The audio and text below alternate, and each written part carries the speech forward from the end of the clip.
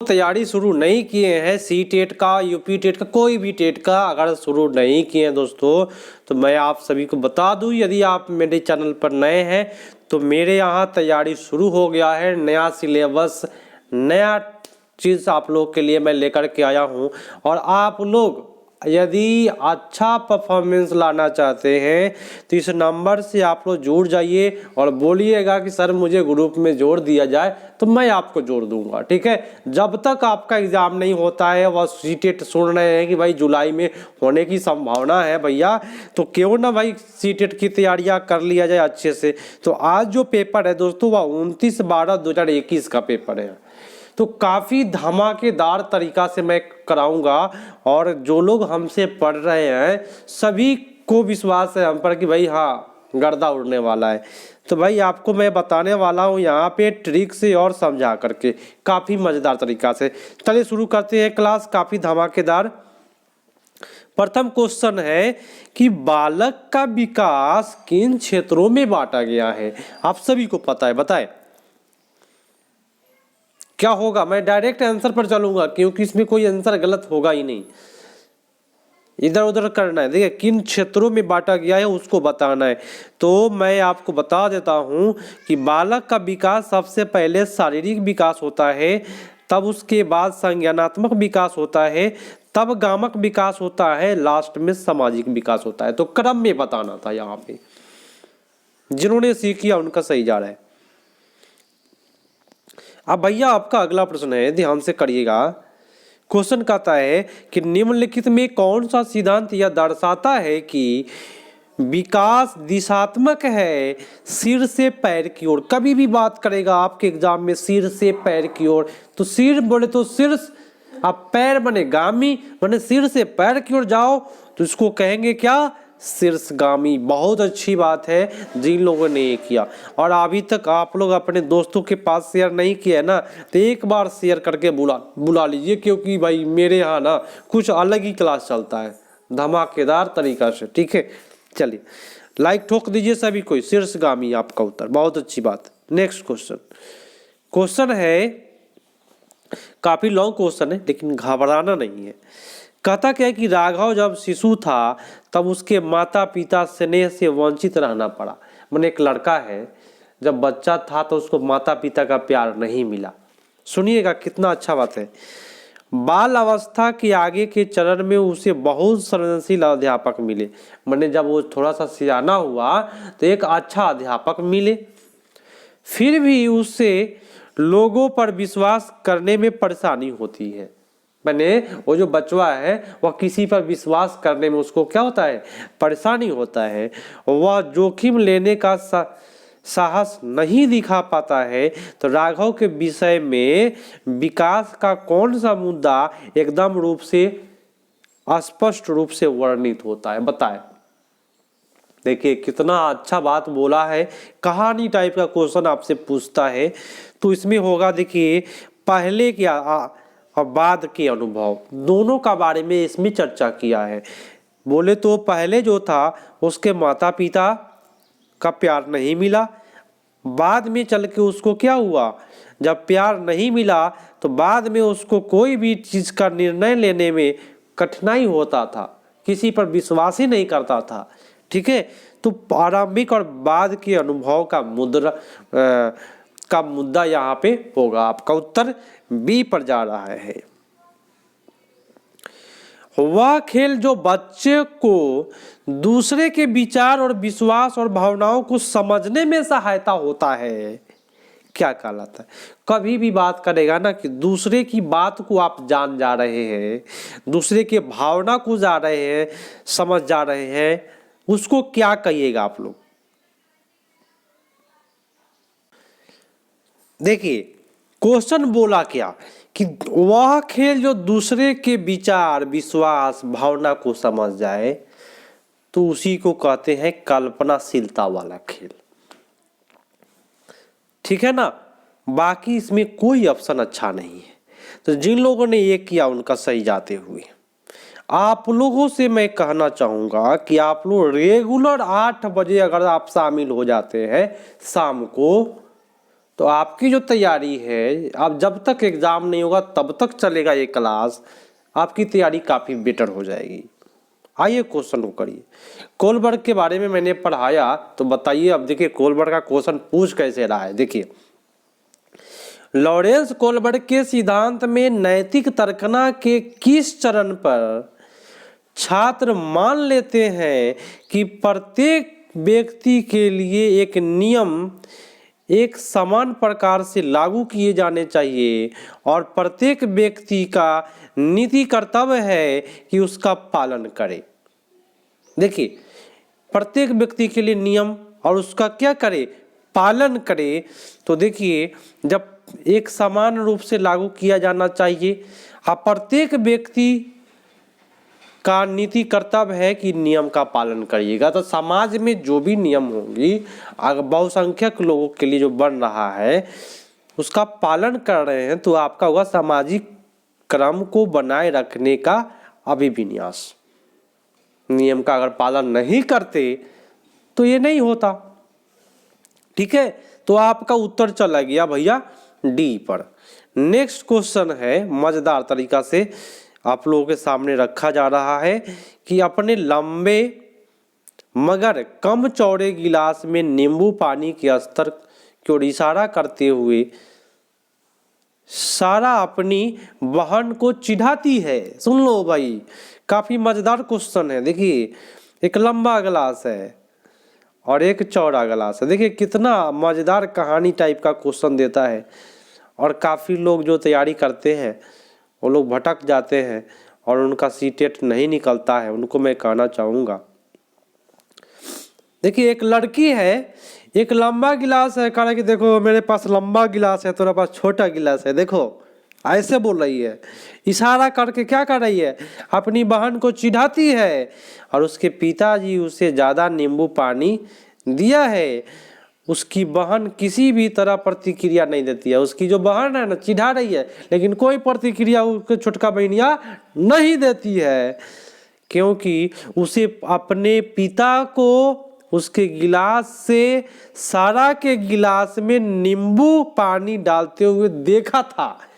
देखिए, मान लीजिए एक पिताजी है, उसके दो बेटी, एक बेटी को लंबा गिलास मिला, एक बेटी को चौड़ा गिलास।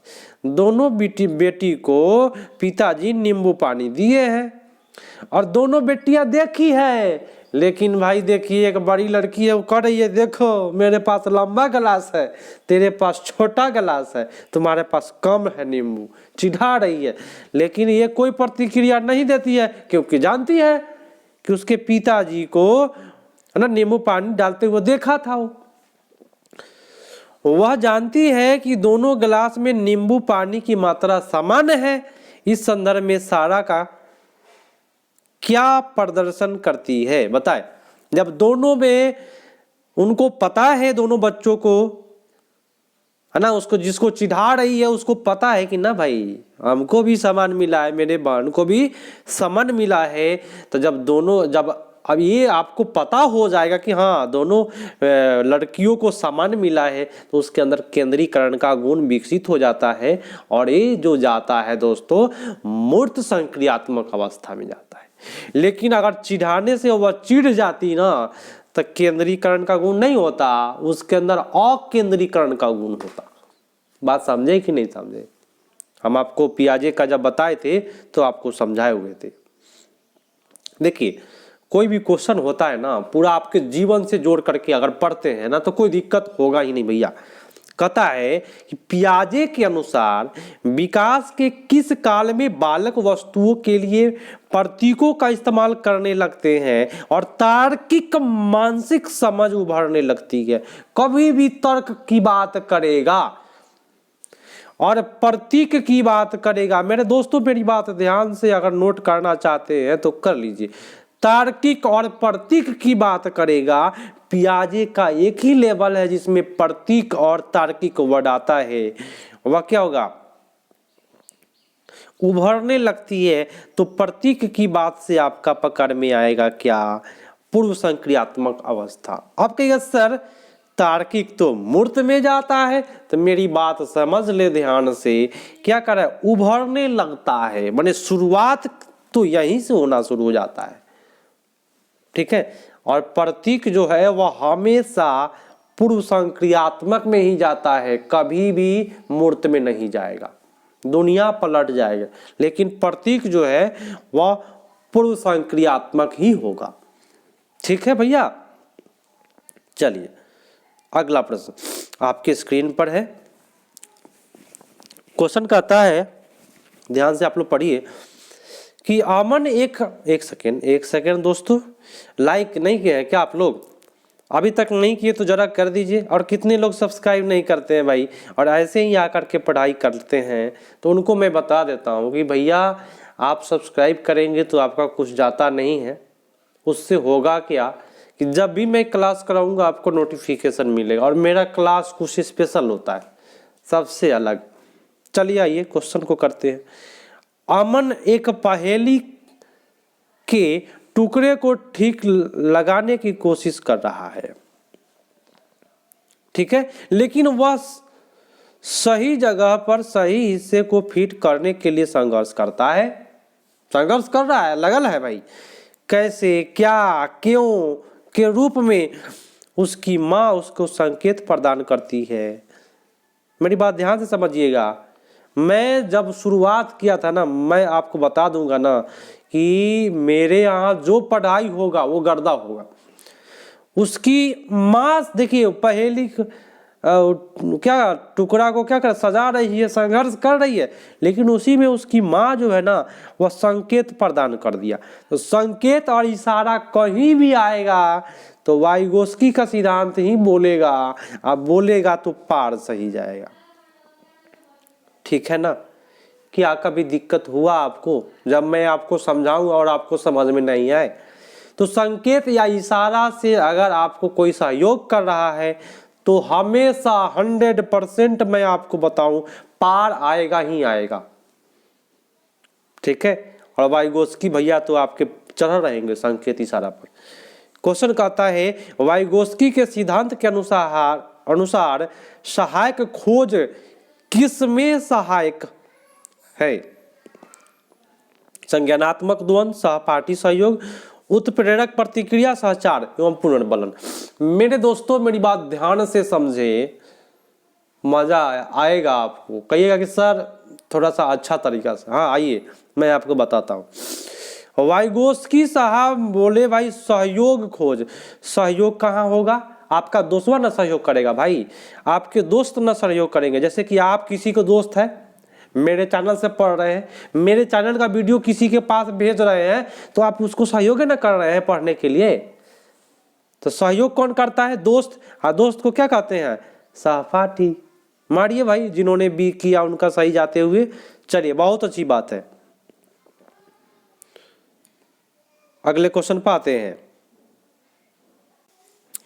आइए आपके सामने में गार्डनर साहब मौजूद है। उन्होंने क्या बोला कि बहुआयामी बुद्धि के सिद्धांत के अनुसार निम्नलिखित में से किसका प्रयोग दृष्टिगत जगत को सही तरह से अनुभव करने की योग्यता और अपने आरंभिक अनुभव में परिवर्तन लाने की योग्यता के लिए किया जाता है? तो बताइए कौन सा बुद्धि हो जाएगा वह। तो देखिए गार्डनर की बात कर रहा है यहाँ पे, और कह रहा है क्या? दृष्टिगत जगह को सही तरह से अनुभव करने की। देखिए दृष्टिगत बोले तो क्या समझिए मेरी बात ध्यान से। आँख, आपका आँख क्या है? देखने वाला है। तो कोई आपका चित्र बना रहा है और ये आपका आँखवा माथा पर लगा देगा तो अच्छा लगेगा चित्र आपका? आँख का जहाँ जगह है वही ना आँख बनाएंगे भाई, तब ना अच्छा लगेगा आदमी। ठीक है, तो इस प्रकार से जिसका बुद्धि है कि दृष्टिगत जगह को सही तरह से अगर लगा रहा है तो उसके अंदर उसको पता है कि मेरे पास स्थानिक बुद्धि है। स्थानिक बुद्धि कहते हैं आँख जहाँ है वहीं लगाइए, नाक जहाँ है नाक, मुंह जहाँ है मुंह, ठीक है, दांत जहाँ है दांत, इसी को कहते हैं भैया स्थानिक बुद्धि। आदमी तो सही हुआ नहीं, आप लोग देख करके हंसी लग रहा होगा। ठीक है, तो इसको कहते हैं भैया स्थानिक बुद्धि। कोई दिक्कत है क्या? होगा ही नहीं भैया, समझते चले। हम तुरंत ही गार्डनर पर आएंगे और ये एक व्यक्ति मेरे पास कमेंट करके बोला कि सर केवल क्वेश्चन कराते हैं। तो मैं बताऊं कि उस दिन पियाजे का पूरा थ्योरी कराया, कोलवर्ग का थ्योरी कराया। अरे धीरे धीरे मैं हर चीज़ का कराऊंगा, आप रेगुलर तो रहिए भाई, मज़ा आएगा आपको क्लास में, कहीं से परेशानी ही नहीं होगी।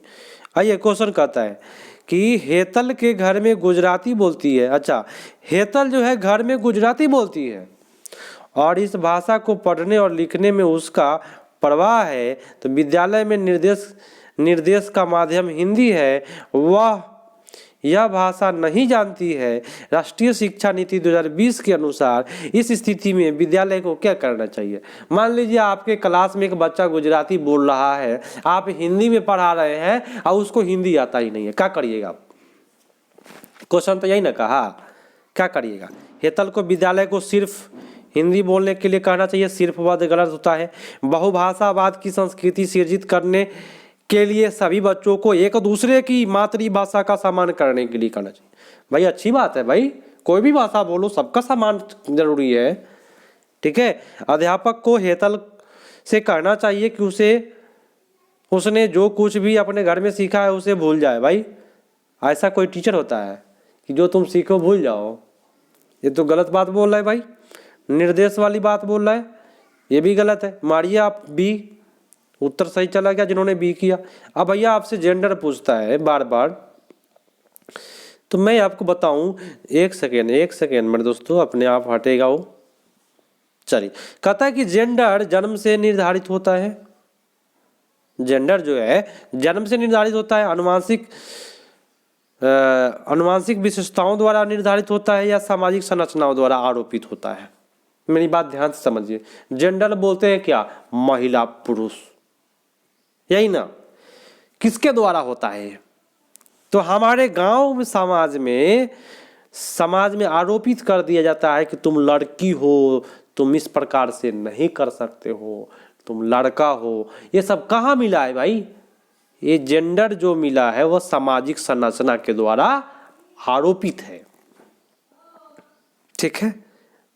तो मेरी बात ध्यान से समझे, मैं आपको दो चीज सिखाता हूं। देखिए इस क्वेश्चन पर मैं इसलिए रोक करके बता रहा हूं कि जेंडर कभी भी बोलेगा तो आप मारिएगा सामाजिक संरचना, और लिंग जब पूछेगा ना तो जैविक संरचना मारिएगा। याद रख लीजिए आज से लेकर के आपके एग्जाम तक, कभी नहीं आपका इसका आंसर बदलेगा।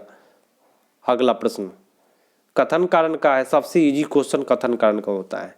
अध्यापक के द्वारा आकलन और मूल्यांकन के, ए भाई ये क्या कर दिया, छूट गया क्या हमसे?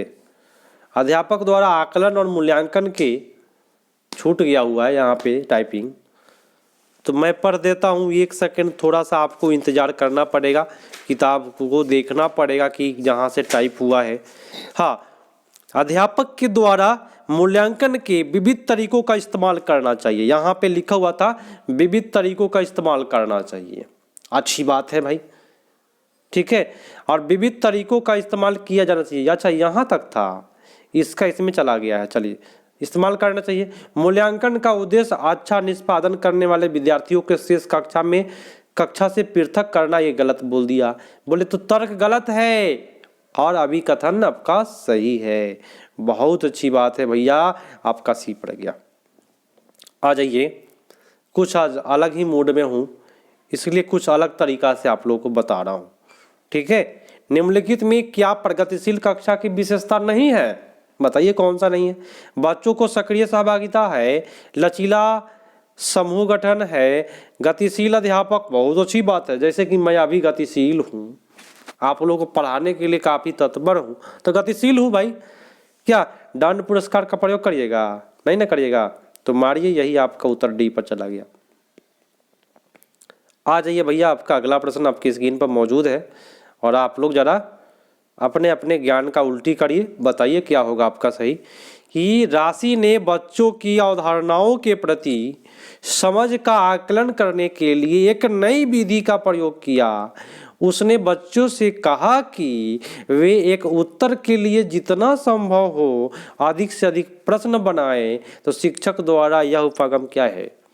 जब अधिक से अधिक उत्तर बनेगा तो और अच्छी बात है, बाल केंद्रित और बाल केंद्रित तो बहुत अच्छा जाता है, पाठ पुस्तक आपका गलत होता है, उपदेशात्मक आपका गलत होता है, कंठस्थीकरण आपका गलत होता है। बाल केंद्रित तो बहुत अच्छी बात है ना भैया। एक समावेशी कक्षा में सहयोगात्मक प्रणाली और संयोजक अधिगम को अत्यधिक हतोत्साहित करना चाहिए। भाई इतना गलत बात बोल रहा है ना, चलिए इसको गोली मार के हटाइए। सक्रियता से प्रोत्साहित करना चाहिए। रूढ़िबद्ध धारणाओं का निर्माण करना, भैया और क्या चीज़ धारणा का, रूढ़िबद्ध का, ये गलत बात बोला। अधिगम प्रतिफल को सभी के लिए कम करना, कम करती है, भैया गलत बात है। यहाँ जिन्होंने बी किया उनका सही जा रहा है। अगला प्रश्न है, कहता है कि अध्यापक को अपनी कक्षा में सुविधा वंचित वर्ग से आने वाले बच्चों के लिए क्या करना चाहिए। जो बच्चा सुविधा से वंचित है वो आपके पास आ रहा है बचवा, तो आप क्या करिएगा बताइए तो जरा। विद्यालय से बाहर जाने के लिए अतिरिक्त मदद देने के लिए करना। भाई किसी को अतिरिक्त मदद नहीं देना है, चाहे वह कितना भी नेता को लड़का हो या गरीब का बच्चा हो, किसी को अतिरिक्त समय देना ही नहीं है, टीचर है तो। विद्यार्थियों के लिए विशेष अनुभाग, देखिए ये भी गलत हो गया, विशेष सबको लेके चलना है, सब बराबर है आपके सामने। योग्यता आधारित, ये भी गलत गया काम से, ये भी वर्ड गलत है। चलिए सहयोगात्मक समूह बनाने के लिए जो अधिगम के संवर्धन के लिए समूह विविधता का इस्तेमाल कर सके। आपका उत्तर डी पड़ गया, जिन्होंने डी किया उनका सही जा रहा है। अगला है कि एक विद्यार्थी जिसे ADHD एक हार्मोन होता है, ठीक है। ये क्या होता है, अवधान न्यूनता अति क्रियाशीलता विकार। बोले तो आप कुछ भी किसी बच्चा को कहिएगा लेकिन आपका ध्यान ही नहीं देगा, वो अपने में लागल रहेगा, उसी को कहते हैं ADHD। को समावेशित करने के लिए कौन सी कक्षा प्रभावशाली होगी, बताए किस प्रकार की कक्षा। उच्च संरचना आपका गलत होता है भैया, और अनुदेश आपका गलत होता है। कक्षा जहां लचीला समय सारणी, बैठने की व्यवस्था और विद्यार्थी अपनी रुचि अनुसार स्वयं काज करे। बहुत अच्छा बात बोल दिया। निर्धारित सीट पर कि हाँ ये दखली कर लिए है कि हम यहाँ बैठेंगे तो बैठेंगे, मार कर लेता है बच्चा सा, तो ये सब गलत बात है। जटिल अनुदेश, तो ये आपका गलत है, तो जिन्होंने बी किया उनका सही जा रहा है। अगला प्रश्न, एक नवीन परिस्थिति में दूसरे की तुलना में अधिक अपसारी चिंतन करने वाले व्यक्ति की बुद्धि का वर्गीकरण क्या कहलाता है। देखिए क्या बोला कि दूसरे की तुलना में आधिकारिक अपसारी चिंतन करने वाले व्यक्ति की बुद्धि, बोले तो दूसरे का बात कर रहा है, तो दूसरे के मन, लेकिन यहाँ पे वो बुद्धि नहीं पूछ रहा है, क्या कह रहा है कि दूसरे की तुलना में अधिक अपसारी चिंतन। अपसारी चिंतन का दोस्त कौन है, मैंने आपको समझाया था, इसका एक बहुत अच्छा दोस्त है, उसका नाम है सृजनात्मक, ठीक है। तो कहीं भी अपसारी रहेगा तो आंसर में आपका सृजनात्मक जाएगा सही, ठीक है। अगला है कि वह छात्र जिन्हें पठन वैकल्य है, बोले तो डिसलेक्सिया है, उन्हें मुख्यतः किस में दिक्कत होगा, तो पढ़ने में दिक्कत होगा, तो भाई लिखने में भी होगा, तो पढ़ने और लिखने मारिए, ठीक है। चलिए बहुत अच्छा है, आप लोग का सही जा रहा है भाई। ऐसे ही आप लोग रेगुलर बने रहिए, है ना। कुछ अलग ही मूड में हमेशा आता हूँ। क्वेश्चन कहता है क्या है कि बच्चे के बारे में निम्नलिखित में कौन से कथनों में कौन सा कथन सही है भैया। तो मैं आपको बता दूं कि इसमें आपका हो जाएगा, बच्चे वैज्ञानिक शोधकर्ता बनने के लिए पैदा होते हैं, अच्छी बात है भैया। बच्चे पर्यावरण के सक्रिय अन्वेषक हैं, अच्छी बात है। बच्चे वयस्कों की तरह सोचते हैं, सिर्फ उसमें कम, ये बात गलत बोल दिया भाई। क्यों बोला भाई, ये जहर का पुड़िया इसमें कहाँ से घुसा दिया। बच्चे सामाजिक अंतःक्रिया द्वारा अपने परिवेश से अर्थ सृजित करने के लिए पैदा होते हैं, अच्छी बात है भैया। तो आपका सी पर चला गया, जिन्होंने सी किया उनका सही जा रहा है। चलिए लगे रहिए, 8 बजे रेगुलर आइए, और आपके जो पड़ोसी है ना उसको जरूर वीडियो भेजिएगा कि यहाँ भी चलता है क्लास, जरा इस बार शामिल होकर के देख लीजिए एक बार। देखिए होता क्या है, हेल्पिंग नेचर होना चाहिए। टीचर बनने जा रहे हैं भैया, तो आप हेल्प करें, अपने दोस्तों के पास जरूर शेयर करें, अच्छा लगेगा क्लास। मैं गारंटी देता हूँ, मेरे यहाँ से फेल करने की संभावना ही नहीं होती है अगर आप अच्छे से पढ़ लेते हैं तो। ऑफलाइन में भाई तो रिजल्ट आप लोगों को मैं बताया ही था कि 19 में 17 ने सफलता प्राप्त किया। ऑनलाइन में भाई होता क्या है कि इस चैनल से टप के उस चैनल में, उस चैनल से भाई ये चला रहा है, वो चला रही है, सब पर टपते रहिए भाई। तो ये भैया दिक्कत हो जाता है थोड़ा सा, ठीक है। लगे रहना है आपको, 8 बजे अगर रेगुलर आना है यहाँ तो आना है, बाकी भाई दूसरी जगह देखते रहेंगे बाद में। क्वेश्चन कहता है कि विद्यार्थियों के काम में त्रुटियों के विश्लेषण का मुख्य उद्देश्य क्या है। देखिए त्रुटि का जो विश्लेषण उसका मेन उद्देश्य क्या है, क्या उद्देश्य है, विद्यार्थियों को श्रेणीबद्ध करना। भाई श्रेणीबद्ध ही गलत होता है, माने पहला क्लास दूसरा या क्रम में योग्यता आधारित समूह बनाएंगे और विपरीतकरण करेंगे। पूरा जहर का पुड़िया ही है इसमें। बच्चों की सोच एवं चिंतन को समझना कि बच्चा जब गलती किया है, देखिए त्रुटि बोले तो क्या गलती, और उस पर आप बैठ कर विश्लेषण कर रहे हैं, बोले तो क्या कर रहे हैं, बच्चे की सोच को समझ रहे हैं कि कहाँ पे गलती किया है, चिंतन को समझ रहे हैं। फटकारेंगे और तुलना करेंगे, हुआ ना भाई बेटर। चलिए जिन लोगों ने भी किया बहुत अच्छी बात है, बहुत अच्छा है, आप लोग ऐसे ही लगे रहे। गर्दा उड़ा देना है आपकी बार, सीटेट पार कर देना है, 120 प्लस नंबर लाना है, ठीक है भैया। लाइएगा, कमेंट कीजिएगा। क्वेश्चन कहता है कि अधिगम किसके द्वारा प्रभावित होता है। बात सही है, बहुत अच्छी बात है कि मनोवैज्ञानिक कारक से भी प्रभावित होता है, अच्छी बात बोल दिया।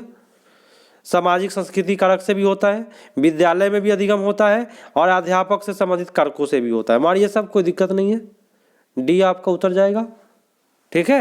चलिए बहुत मज़ेदार, बहुत मज़ेदार है। आप लोग भाई एक बार लाइक जरूर करिएगा, अगर अभी नहीं कर पा रहे हैं ना तो जब जाइएगा ना उस समय में लाइक ठोक के जाइएगा, ठीक है। और अपने दोस्त को जरूर भेजिएगा इसको, ठीक है, भेजना है सभी को। चलिए कक्षा में विद्यार्थियों को त्योहारों को मनाने में के अपने अनुभव का साझा करने की अवसर देना। देखिए आप टीचर है, अब बच्चों सा घर पे दिवाली मना के आ रहा है, होली मनाया अभी हाल ही में, बताओ कैसे कैसे मनाया है। तो बच्चा बोलेगा ना भाई, उसके आधार पर सूचना निर्मित करने को बढ़ावा देना किसका उदाहरण है। इससे क्या होगा, क्या होगा बच्चों के अंदर, क्या व्यवहारवाद होगा, नहीं। क्या प्रत्यक्ष निर्देश होगा, नहीं। सामाजिक संरचनावाद में जाता है, ठीक है। पाठ्य पुस्तक तो आपका गलत होता ही है, तो जिन्होंने सी किया उनका सही जा रहा है। अब एक शिक्षा नीति का प्रश्न जो कोई गलती करके आता ही नहीं है ना, भर भर के आता है क्वेश्चन इससे। राष्ट्रीय शिक्षा नीति 2020 सुझाती है कि कक्षा अधिगम को पाठ्य पुस्तकों तक सीमित करने के बजाय अधिगम और शिक्षा तथ्य एवं ज्ञान कंठस्थीकरण पर नहीं देता है जोर, कंठस्थीकरण पर नहीं देता है। प्रत्येक 3 माह के बाद, 3 माह बोल दिया, फिक्स वाला समय भाई हमेशा गलत होता है, हमेशा गलत होता है। खोजबीन और समालोचनात्मक चिंतन के विकास पर केंद्रित होना, बड़ा अच्छा बात बोल दिया आपके सामने, ठीक है, बहुत अच्छी बात बोला। परीक्षा के लिए नहीं करना चाहिए। तो मेरे दोस्तों जिन्होंने सीख किया है ना, बहुत अच्छा है, गर्दा है। और नंबर दे के उत्तर दीजिए। कितने लोग भाई सीधे ABCD करते चले जाते हैं, पता ही नहीं चलता है कि किसका उत्तर आप लोग दे रहे हैं। हो सकता है कि आपका नेटवर्क के कारण आप पीछे हो, ठीक है। हाँ तो इस प्रकार से 26 का ABCD जो है उस तरह से उत्तर करे। चलिए बहुत अच्छी बात है, थैंक यू, बहुत बहुत धन्यवाद कि आप लोग भाई 8 बजे आते हैं, रेगुलर आते हैं, और जो लोग सपोर्ट करते हैं, लाइक करते हैं, अपने दोस्तों के पास शेयर करते हैं। भाई करना है, अब की बार कुछ अलग ही बनाना है माहौल, ताकि आपका जो है तैयारी बेटर हो। चलिए स्मृति विषयक युक्ति कौन सी है। स्मृतिक विषयक युक्ति, स्मृति माने होता है जो भी चीज़ आप पढ़ रहे हो आपके माइंड में रह रहा है कि नहीं, वह युक्ति कौन सी है। वह तकनीक जो याद करने में मदद करती है। बहुत अच्छी बात है। स्मृति अभी अभी नहीं बोला कि कोई भी चीज़ अगर पढ़ रहे हो आपके माइंड में रह जाता है तो उसी को कहते हैं। तो वह तकनीक जो याद करने में मदद करता है ना, उसी को कहते हैं स्मृति विषयक युक्ति। बात समझे ना, समझे, ठीक है। संवेग नियामक के तकनीकी नहीं, बाकी सब आपका उत्तर नहीं होगा। जिन्होंने ये किया उनका सही जाते हुए। अगला प्रश्न आपकी स्क्रीन पर मौजूद है। काफ़ी गर्दा क्लास चल रहेगा और हमेशा चलेगा भाई, कुछ अलग अनुभव में चलाऊंगे मैं कभी भी। अनुज कक्षा 3 के पर्यावरण अध्यापक पढ़ाता है, पर्यावरण अध्यापन पढ़ाता है, अध्ययन पढ़ाता है, सॉरी। देखिए अनुज कक्षा 3 को अनुज एक टीचर है, मान लीजिए आप ही हैं, कक्षा 3 में आप पर्यावरण अध्ययन पढ़ा रहे हैं, वह हमेशा माने आप हमेशा अपने विद्यार्थियों को किसी भी विषय को परिचित कराने के एकदम बाद मानस मंथन करवाते हैं। माने कोई चीज पढ़ा दिया फिर से पूछ रहे बताओ क्या बताएं अभी, तो मानस मंथन करवा रहे हैं। तो यह युक्ति निम्नलिखित में किससे सम्मोहित करेगी बताइए। रट कर सीखना ये तो होगा ही नहीं, ये तो घटिया बात बोला। दृष्टिकोण जानना कि कितना बच्चा पकड़ पा रहा है, कितना समझ पा रहा है। समालोचनात्मक चिंतन भी बढ़ेगा कि क्या क्या होगा, खोजबीन भी करेगा। तो आपका उत्तर डी पर चला जाएगा। ठीक है, चलिए। कथन कारण का क्वेश्चन सबसे इजी क्वेश्चन होता है। कहेगा सर ये तो सबसे हार्ड लगता है हमको, लेकिन समझिए मेरी बात ध्यान से, उसमें कुछ नहीं है कौन गलत है कौन सही है। सही है तो दोनों, अगर दोनों बात एक ही चीज के में बोले तो व्याख्या करता है, मार दीजिएगा। देखिए क्या बोलता है, पढ़ते हैं हम। सभी बच्चे परीक्षाओं में अच्छे अंक लाए, यह सुनिश्चित करने के लिए कि बच्चे असफलता का भय, उपलब्धि का दबाव पैदा नहीं करना चाहिए। बात सही है, बात सही है कि नहीं भाई। किसी को भय पैदा नहीं करना है, असफलता का डर भय ये पैदा नहीं करना है कि तुम फेल कर जाओगे, पढ़ रहा है ना तुमसे ना होने वाला है, तू फेल कर जाएगा, ऐसे नहीं करना है। ये तो बात सही बोला भाई, बोलो ना भाई। चलिए, अर्थपूर्ण अधिगम हो सके इसके लिए महत्वपूर्ण है कि बच्चे के शारीरिक और भावात्मक सुरक्षा महसूस कर सके। अब भावात्मक माने होता है क्या, यहाँ पे देखिए भय, भय क्या है, दबाव क्या है, ये सब भावात्मक है। तो दोनों तो बात एक ही चीज के बारे में बोला है, बोला है कि नहीं। तो ये आपका क्या है, व्याख्या करता है। आपका उत्तर ये पर चला जाएगा, दोनों सही है और व्याख्या भी करता है। अगला प्रश्न दोस्तों, मजा आएगा भैया, मजा आ रहा है ना, कुछ अलग अंदाज में मैं हूँ आज। कहते हैं कि विद्यार्थी अलग अंदाज में हूँ, मेरा तबीयत खराब है भैया, ठीक है। नहीं तो अगर सीधा सीधा अगर पढ़ाना शुरू कर दूँ तो हमसे भी नहीं होगा, है ना। तो इसलिए कुछ अलग मूड में हूँ ताकि आप लोगों को भाई बोरिंग ना लगे क्लास। एक विद्यार्थी अलीजा जिसका नियंत्रण केंद्र आंतरिक है और परीक्षा में असफल होने के लिए किसे जिम्मेदार ठहराएगी बताइए।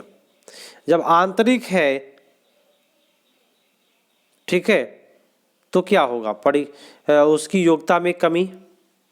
जब यहाँ पे लिखा हुआ है अलीजा जिसका नियंत्रक केंद्र आंतरिक है, माने खुद को दोष ठहरा रही है परीक्षा में असफल होने का, तो उसकी योग्यता में कमी है, खुद को बता रही है। ऐसे ही ना बताएगी हमारा योग्यता में कमी इसलिए हम फेल कर गए, ठीक है। बाकी तो कुछ आपका उत्तर सही नहीं है इसमें। तो यहाँ योग्यता में कमी आंतरिक है तो वो अपने आप योग्यता को कमी बताएगा कि हमारे पास योग्यता कमी है जिसके कारण से हम असफल हो रहे हैं।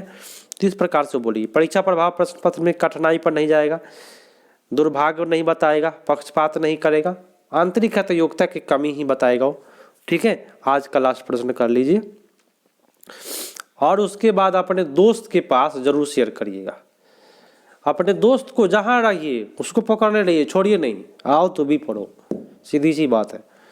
क्वेश्चन कहता है कि एक अध्यापिका चाहती है कि उसे विद्यार्थी आंतरिक रूप से अभिप्रेरित रहे। माने आप मेरी बात सुनिए, आप एक टीचर है, आप एक अध्यापक है, आप चाहते हैं कि आपका जो बच्चा है वह आंतरिक रूप से अभिप्रेरित रहे हमेशा, माने खूब पढ़ने के लिए एकदम ललायित रहे, तो उसको कहते हैं अभिप्रेरित रहे। क्या करिएगा आप बताइए। टीचर बनने जा रहे हैं भाई, जवाब तो देना आप ही को पड़ेगा ना, हम तो नहीं ना जाएंगे एग्जाम में। बताइए क्या होगा। चलिए उत्तर देखते हैं। उसे कक्षा में प्रतियोगिताओं को प्रोत्साहित करना। भैया हाई प्रतियोगिता है ना, 1 to 5 के लिए होता ही नहीं है, इसको मारिए गोली। बच्चे में डर एवं चिंता पैदा कर देंगे, वाह ऐसा ही टीचर बनना है। भौतिक पुरस्कार दे देंगे, हाँ ये लो चॉकलेट लो, एकदम पढ़ ही रहो तुम, ऐसे करेंगे, नहीं करना है। बच्चे में जिज्ञासा को प्रोत्साहित करेंगे, हाँ तुम कर सकते हो, आगे बढ़ सकते हो, ऐसे ऐसे बोलेंगे उसको। सीखने के आनंद को अभी प्रेरित करना चाहिए। आनंद को बोले तो अभी मैं आपको बता रहा हूँ ना कुछ अलग अंदाज में, ताकि आपको आनंद आए, तब ना आप सीख पाइएगा। तो ऐसे ही करना है भैया। अगर किसी को प्रेरित करना है तो आनंद बना कर रखिए क्लास में, माहौल को एकदम अपने ऊपर एकदम सारे माहौल को एक तरह मोड़ के रखिए, आनंद का माहौल बना करके रखिए और पढ़ाते रहिए, खूब पढ़ेगा बच्चा, कभी भी वो गलती नहीं करेगा और पढ़ाई भी अच्छा से कर लेगा। तो भैया मिलते हैं, बाकी सब आप लोगों को पता है कि लाइक करके जाना ही है, बार बार बोलना पड़े अच्छा नहीं लगता है, फिर भी मेरा अधिकार है कि भाई लाइक आप लोगों से मांगता हूँ, तो लाइक करके जाइएगा। और कितने लोग देख करके चल देते हैं बिना सब्सक्राइब किए हुए देखते हैं, लगता क्या है कि भाई मेरे को बहुत सारा ढेर सारा पैसा मिल जाएगा आपके सब्सक्राइब से। तो भैया ऐसा कुछ नहीं है, एक प्रकार से मैं आपको सहयोग करता हूँ और ये सहयोग जो आपके जीवन में कुछ आगे आप बढ़ सकते हैं। जितना मेरे पास नॉलेज है मैं आपको बताता हूँ और कहीं से भी कोई भी कटौती मैं नहीं करता हूँ, ठीक है। चलिए, तो और एक और बात बोलूँगा कि भाई ऑफलाइन जो भी मेरे यहाँ आते हैं, ऑफलाइन की बात ही कुछ और होती है। ऑनलाइन में होता क्या है कि आप क्वेश्चन पूछ नहीं पाइएगा, ऑफलाइन में क्वेश्चन कर सकते हैं, समझ सकते हैं। बहुत ऐसी बातें हैं जो ऑफलाइन में होती है, ऑनलाइन में नहीं हो पाती है। फिर भी मैं कोशिश करता हूँ कि भाई काफ़ी बेटर करूँ। तो भाई आप लोग अपने दोस्तों को जोड़ना है और एक नंबर है 95 070 95 969, इस नंबर से जुड़ जाइए और बोलिए कि सर मुझे ग्रुप में जोड़ दिया जाए। मैं तैयारी करूंगा सीटेट का या कोई भी टेट हो, मैं तैयारी करूंगा, छोड़ूंगा नहीं। तो मैं आपको इसमें जोड़ दूंगा, ठीक है। तैयारी करना है तभी जुड़े, 8 बजे रेगुलर आए। मिलते हैं भैया अगले पार्ट में, तब तक के लिए धन्यवाद, जय हिंद।